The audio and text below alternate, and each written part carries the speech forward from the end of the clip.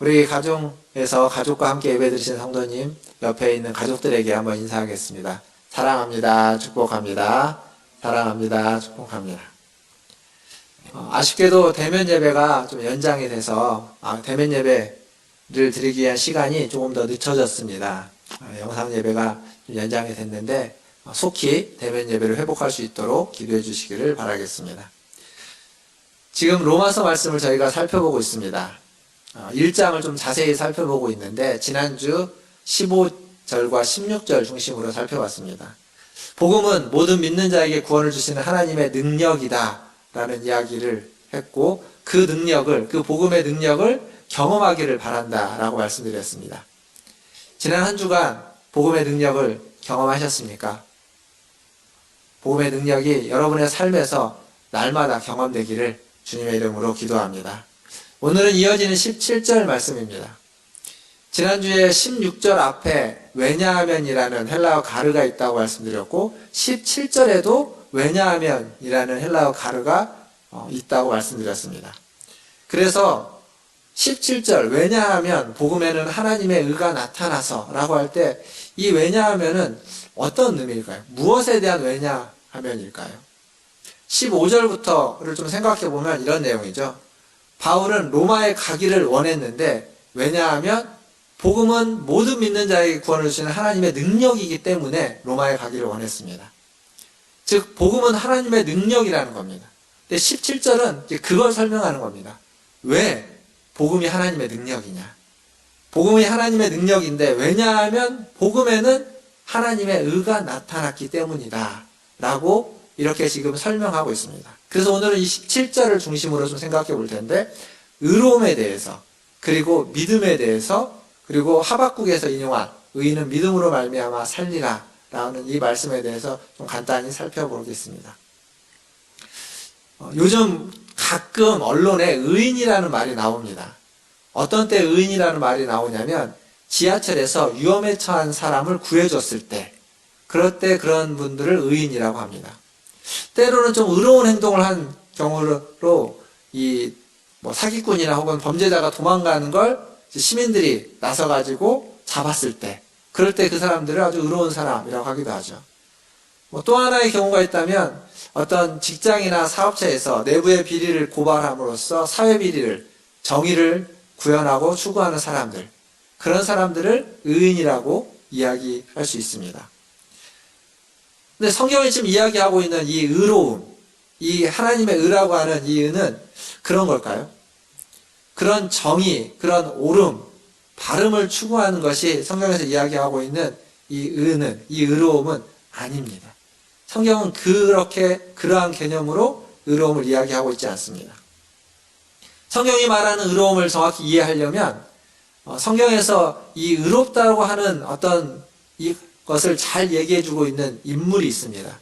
그게 누구냐면 믿음의 조상이라고 우리가 보통 이야기하는 아브라함입니다. 그래서 창세기에 나오는 아브라함의 인생은 그 인생 자체로 의로움과 믿음에 대해서 말해주고 있습니다. 의로움이 무엇이다, 믿음이 무엇이다 이런 정의를 말해주는 것이 아니라 그의 인생 스토리 안에 의가 무엇인지, 믿음이 무엇인지를 스토리로서 설명해주고 있다는 겁니다. 박영선 목사님, 남포교회 원로 목사님이신 박영선 목사님이 옛날에 쓰신 하나님의 열심이라는 책이 있습니다. 그 열심이라는 책을 보면 아브라함의 믿음에 대해서 아주 잘 설명해주고 있습니다. 근데 그 책에 특이한 점이 하나 있습니다. 그 책은 처음부터 끝까지 아브라함은 믿음이 좋았던 사람이 아니다라는 전제를 가지고 주장을 하면서 책을 쓰고 있습니다. 그러니까 아브라함의 믿음이 중요한 것이 아니라 아브라함을 그렇게 믿음의 길로 인도해가는 하나님의 열심에 대해서 이야기해주고 있습니다. 그래서 책 제목도 하나님의 열심이죠.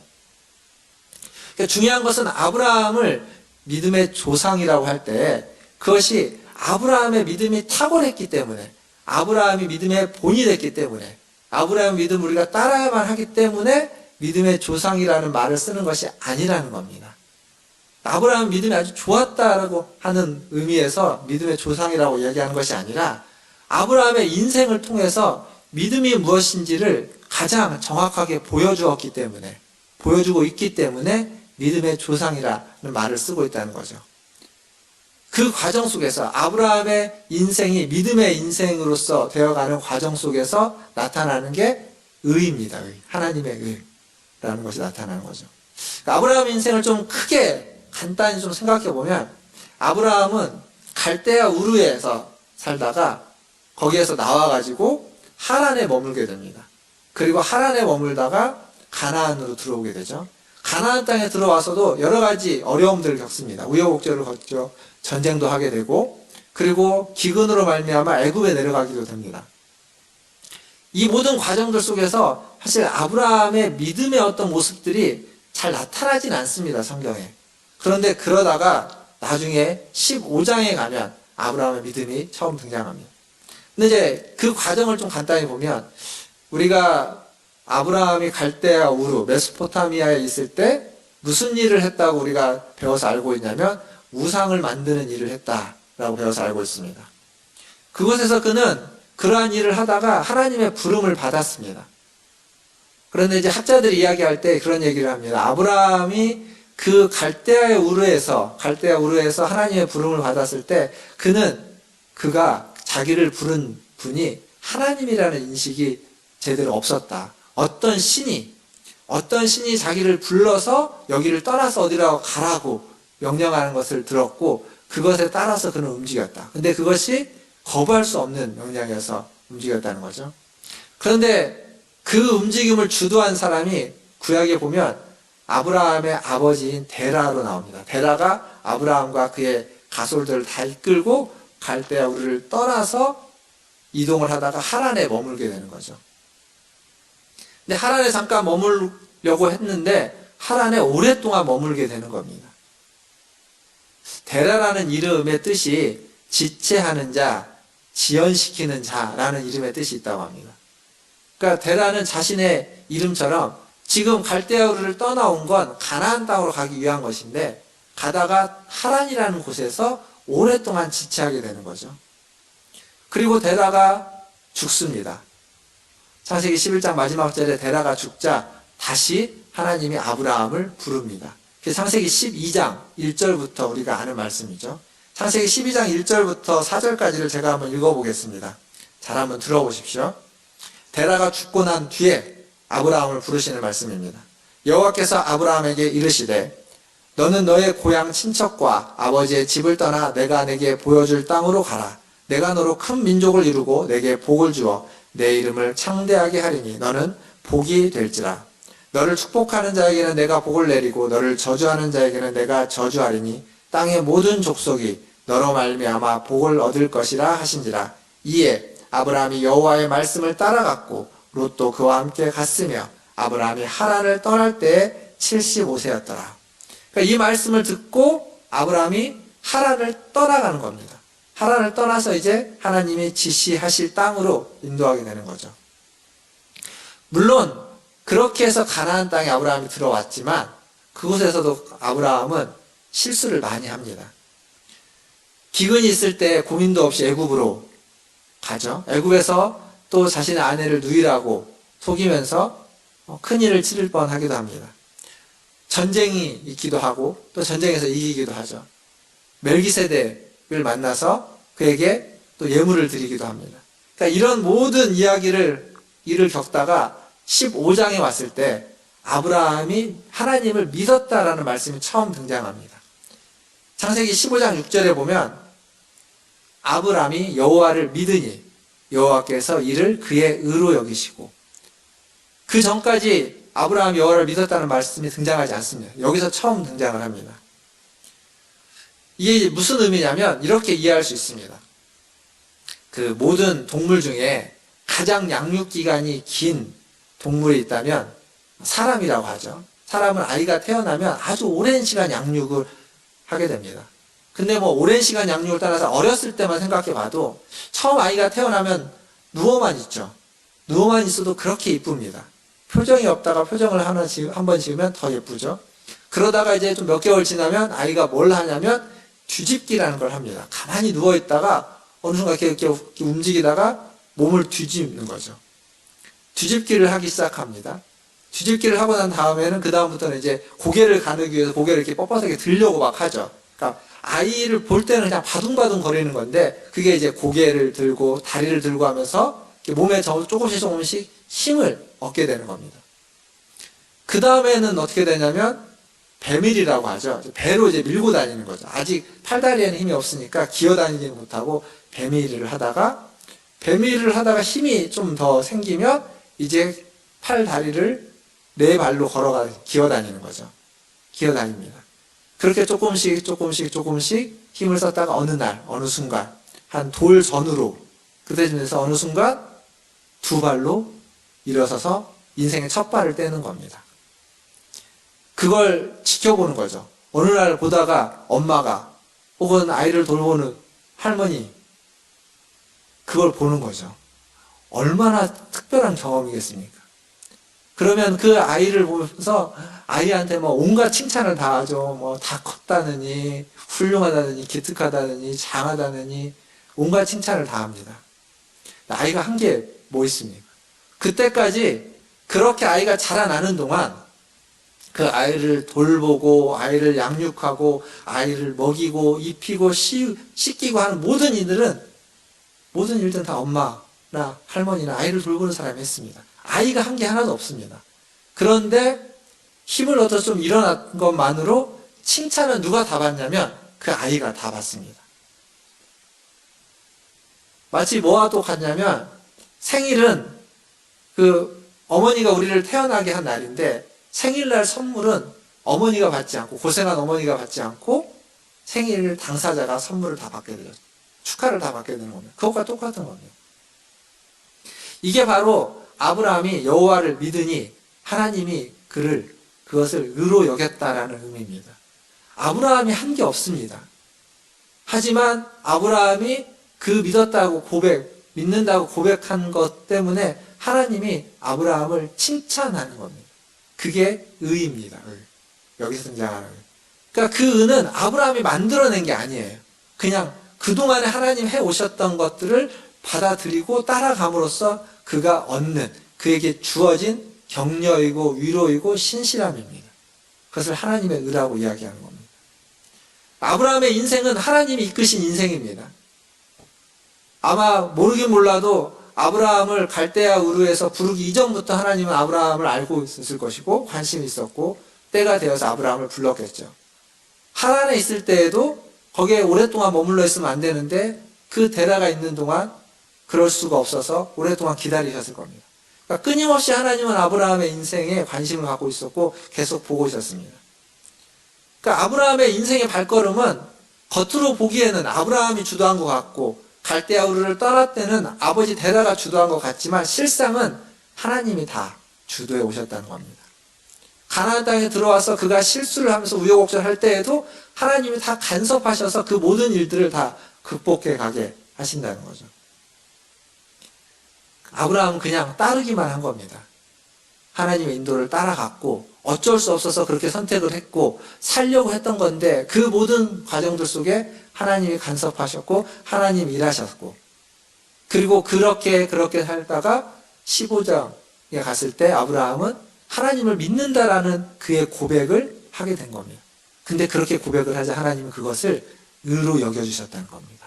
너는 정말 의인이구나. 너는 의로운 자다. 라고 하나님이 칭찬해 주시고 격려해 주시고 믿어주신 겁니다. 그러니까 이 의라는 것이 뭔가가 내가 아주 훌륭한 일을 했기 때문에 남을 살렸기 때문에 거창한 일을 했기 때문에 의로운 일을 했기 때문에 주어진 의가 아니라 하나님이 간섭하면서 만들어간 것을 잘 따라왔기 때문에 그 따라온 것만으로 칭찬받는 칭찬입니다. 이게 의라는 겁니다.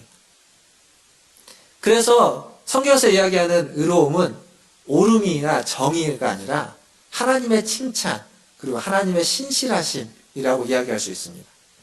하나님이 다 만들어서 떠먹여 주는 겁니다. 다 만들어서 떠먹여 주는 거 그냥 받아 먹고 받아 잘 먹으니까 너 정말 잘했구나. 너 정말 훌륭하구나. 너는 정말 잘 먹는구나. 라고 하는 표현. 그게 하나님의 의라는 겁니다. 근데요. 아무리 다 만들어서 떠먹여줘도 안 먹는 사람들도 있습니다. 다 하나님을 간섭 봐주고 했어도 마지막까지 안 하는 사람들도 있습니다. 거부하는 사람들도 있죠. 그래서 믿음이 중요한 겁니다. 믿음이라는 것은 그것을 거부하지 않고 하나님이 만들어주신 것, 하나님이 베풀어주시는 그 호의를, 그 은혜를 받아들이는 겁니다. 떠먹여주는 것을 떠서 먹여주면 그것을 먹어서 얌얌얌 씹는 것, 그게 믿음인 겁니다. 거절하지 않는 하나님의 은혜를 받아들이는 마음의 태도, 자세, 그게 믿음인 거죠. 그래서 이제 17절에 이어지는 말씀이 믿음으로 믿음에 이르게 한다 라는 말씀이 이어지는 겁니다. 그러니까 하나님의 칭찬, 하나님의 신실하심이 나타나서 그 신실하심으로 우리 사람들에게 믿음, 하나님의 그 믿음으로 믿음에 이르게 한다라는 이야기죠. 이 믿음으로 믿음에 이르게 한다라는 표현에 대한 그 신학자들의 설명도 굉장히 다양합니다. 성경의 번역본도 조금씩 그 의미가 다르게끔 번역해놨는데 그 자세한 것들은 후에 성경을 공부하거나 로마서 공부할 때 직접적으로 좀 더 얘기하겠지만 오늘 말하고 싶은 건 이 믿음으로 믿음에 이르게 한다고 할 때 하나님의 믿음으로 사람의 믿음이 만들어져 간다라는 의미로 좀 생각해 보면 좋겠습니다. 결국 아브라함은 인생을 통해서 의로움과 믿음을 경험하게 되는데 그것을 한 번 더 설명해 보면 이렇습니다. 복음은 아브라함이 하나님을 믿는 것으로 말미암은 것이 아니라 하나님이 아브라함에게 보여준 하나님의 믿음, 하나님의 신실하심을 아브라함이 받아들임으로, 그래서 그것을 그가 받아들이고 고백하는 것을 믿음으로, 의로움으로 여겨주게끔 만드는 것, 그게 바로 복음이라는 거죠. 그러니까 이 고백의 순간이 갑자기 나오는 것 같지만, 이렇게 믿는다라고 하는 것이 갑자기 나오는 것 같지만 사실은 아주 오랫동안 하나님이 함께 하시면서 간섭한 결과물이라는 겁니다.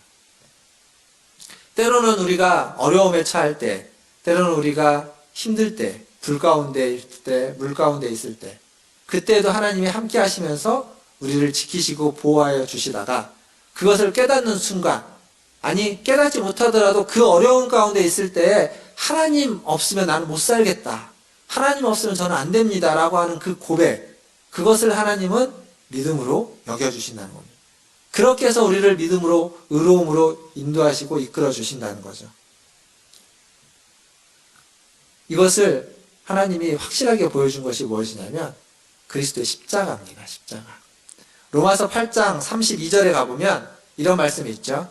자기 아들을 아끼지 아니하시고 우리 모든 사람을 위하여 내주신 이가 어찌 그 아들과 함께 모든 것을 우리에게 주시지 아니하겠느냐 라는 말씀이 있습니다. 아들을 아끼지 않고 내어주신 것, 십자가를 이야기하는 겁니다. 그 십자가를 주신 것은, 그 십자가는 하나님이 우리를 새롭게 하고 만들어주신다는, 모든 것을 주시겠다고 하는 확실한 담보물인 겁니다. 담보물. 확실한 약속이자 보증이라는 거죠. 뭐가 같냐면 우리가 어떤 건물을 산다면, 어떤 집을 사거나 땅을 사면 계약금이라는 걸 내죠. 그 집값의 보통 10% 정도를 계약금으로 냅니다. 계약금은 내가 이걸 사겠다고 하는 약속입니다. 그런데 계약금을 냈지만 그곳을 팔려고 하는 사람의 마음이 바뀌거나 또 무슨 일이 있어서 계약이 파기되는 경우도 있을 수 있습니다. 근데 내가 정말 저 건물을, 저 땅을 사고 싶으면 계약을 할 때 계약금을 내고 중도금을 내고 잔금을 내는데 그걸 그냥 그 자리에서 한 번에 다 지불해버리는 겁니다. 100% 다. 100% 다 지불하는 이유는 그 팔려고 하는 사람의 마음이 바뀔까봐, 혹시라도 마음이 바뀌어서 안 팔려고 할까봐 다 지불해서 그 자리에서 끝내버리는 겁니다. 확실하게 사겠다는 의지인 거죠. 절대 나는 양보하지 않겠다. 이거 내가 반드시 사겠다라는 의지의 표명인 겁니다. 십자가가 그겁니다. 십자가는 하나님이 우리를 구원해 주시겠다고 하는 하나님의 의지의 표현입니다. 자기 아들을 아끼지 아니하시고 내어주시니까. 자기에게는 가장 소중한 것을 내어줬습니다. 약속으로 주신 겁니다. 어떻게 하겠다고? 다른 이들을, 하나님의 백성들을, 사람들을 구원하겠다고 하는 확실한 약속으로, 확실한 보증으로 100%를 내버린 겁니다. 더 이상 낼 필요가 없을 만큼. 하나님은 절대 포기하지 않겠다는 거죠. 그게 하나님의 신실하심입니다. 그 십자가가 바로 그것을 말해주기 때문에 우리는 십자가를 바라보면서 포기하지 아니하시는 하나님, 포기하지 않는, 포기할 줄 모르는 하나님을 보게 되는 겁니다. 그러니까 십자가라는 것은 하나님이 절대 낙심하지도 절망하지도 포기하지도 않겠다라는 의지의 표명입니다. 그래서 우리도 십자가를 볼 때 그걸 볼 수 있어야 되는 거죠. 하나님이 절대 우리를, 하나님이 절대 이 세상을 포기하거나 버려버리거나 내버려두지 않겠다라고 하는 하나님의 의지의 표명이라는 것을, 나를 향한 하나님의 열심과 열정이라는 것을, 그 약속과 담보라는 것을 십자가를 생각할 때 우리는 알아야만 하는 겁니다. 사랑하는 성도 여러분, 지금 낙심되거나 절망되는 일이 있습니까? 어려운 일에 처해 계십니까? 십자가를 바라보십시오. 그 십자가가 여러분의 낙심과 절망으로부터 여러분을 건져주실 겁니다. 믿음으로 십자가를 바라보고 하나님의 의를 붙잡으시기를 주님의 이름으로 축원드립니다. 십자가가 확실한 담보가 되어서 여러분이 처해 있는 그 어려움 가운데, 여러분이 처해 있는 그 절망 가운데, 그 낙심 가운데서 여러분을 일으켜 세우는 힘과 능력이 되어주실 겁니다. 십자가에 붙들려서 살아가시는 우리 문화천지 이렇게 모든 성도들 다 되시기를 주님의 이름으로 축원드립니다. 이제 마지막으로 하박국에서 인용되었던 이 마지막 부분, 기록된 바 오직 의인은 믿음으로 말미암아 살리라 함과 같으니라 라는 구절을 좀 생각해 보겠습니다. 하박국서에서 인용된 부분이죠. 하박국서 2장 4절의 말씀입니다. 거기 보면 의인은 믿음으로 말미암아 살리라 라고 되어 있습니다. 근데 이 하박국서는 그 배경을 좀 이해하는 게 필요합니다. 하박국 선지자는 유다가, 그 이스라엘 유다가 우상 숭배하는 것을 아주 타락하고 악을 행하는 것들을 목도하게 됩니다. 그러면서 하나님한테 왜 이렇게 버려두십니까? 왜 우리가 이렇게 우상을 숭배하도록 하나님 내버려 두십니까? 왜 악인들이 득세하도록 하나님 가만히 계십니까? 침묵하십니까? 라고 하면서 항변합니다. 이게 하박국서 1장에 등장하는 거죠. 그 침묵이, 그 항변에 하나님은 침묵을 깨고 말씀하십니다. 뭐라고 말씀하시냐면 내가 그냥 내버려 두지 않겠다. 내가 반드시 심판할 것이다. 갈대아 사람을 들어서 너희들을 심판할 것이다 라고 합니다. 이 갈대아 사람, 바벨론 사람들이죠. 그 얘기를 듣고 하박국은 또 깜짝 놀라는 겁니다. 화들짝. 아니 하나님, 아무리 우리가 죄를 짓고 악하다고 한들 우리보다 더 악한 자들을 들어서 우리를 심판한다는 게 말이 됩니까? 라고 또다시 항변합니다. 또다시 항변해요. 그게 하박국의 두 번째 항변입니다. 그 항변에 하나님이 주시는 대답이 이겁니다. 하박국서 2장 4절. 그 앞에 아까 다시 한번 화면 좀 비춰주시면 보라 그의 마음은 교만하여 그 속에서 정직하지 못하나 의인은 그로 말미암아 그의 믿음으로 말미암아 살리라. 그러니까 교만한 것과 믿음을 대비시켜 놓고 있는데 이게 앞부분에 보면 그들, 그 바벨론 사람들, 그들은 교만한 자들이. 하지만 너희는 그렇지 않은 자들. 의인은 믿음으로 말미암아 살아야만 한다. 라고 하나님의 두 번째 답변입니다. 사실 이 하박국서는 앞에서 이야기했던 아브라함의 상황과 비슷합니다. 유다가 처한 상황은 비슷합니다. 낙심될 때, 정말 절망될 때, 그럴 때 어떻게 해야 되느냐? 하박국이 하나님 말씀하신 건 뭐냐면 의인은, 하나님의 백성은 믿음으로, 기억하시면 모르지만 이 믿음이라는 말이 견디다, 버티다 라는 의미를 가지고 있는 단어죠. 믿음으로 견디면서 버티면서 살아야만 한다. 왜? 왜 믿음으로 견디면서 버티면서 왜 살아야만 하는 거냐? 하나님이 신실하시기 때문에. 하나님은 반드시 하나님의 백성들을 구원하고 그리고 하나님은 반드시 그 악인들을 멸하실 것이기 때문에 그걸 믿고 그 하나님의 신실하심을 의지해서 살아가야만 한다라고 말해주고 있는 겁니다. 물론 조금 그것이 더딜 수도 있습니다. 조금 더디지만 반드시 응할 것입니다. 조금 천천히 오지만 반드시 올 것입니다. 하나님의 신실하심은 절대 거짓되지 않기 때문에 그 신실하심을 의지해서 그 신실함을 의지하는 자, 그게 의인이죠. 그 신실하심을 따르는 자, 의인입니다.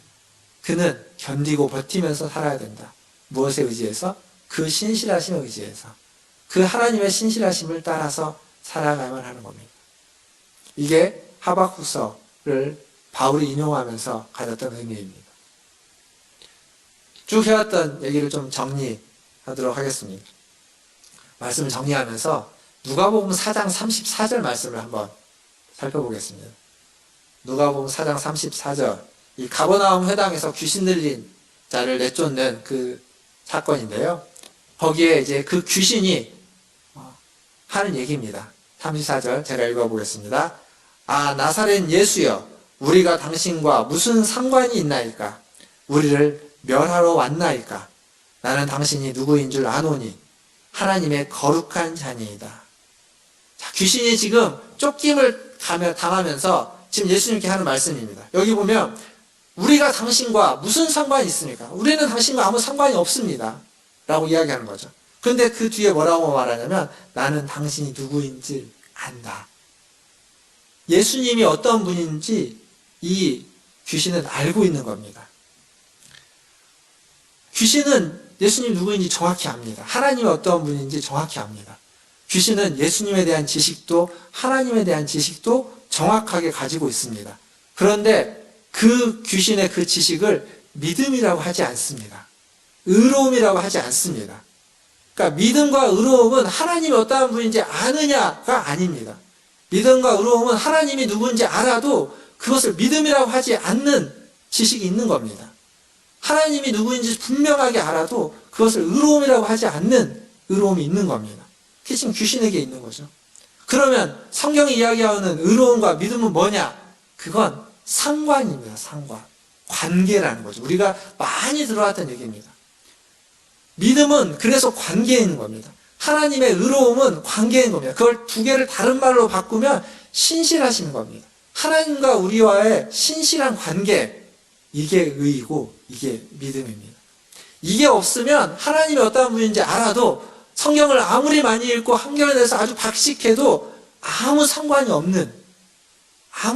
없는 지식과 박식함일 뿐인 겁니다. 그러나 잘 알지 못해도 많이 몰라도 상관이 있다면, 관계가 있다면 그건 믿음이고 그건 의로움인 겁니다. 지금 성경이 이야기하고 있는 게 그겁니다.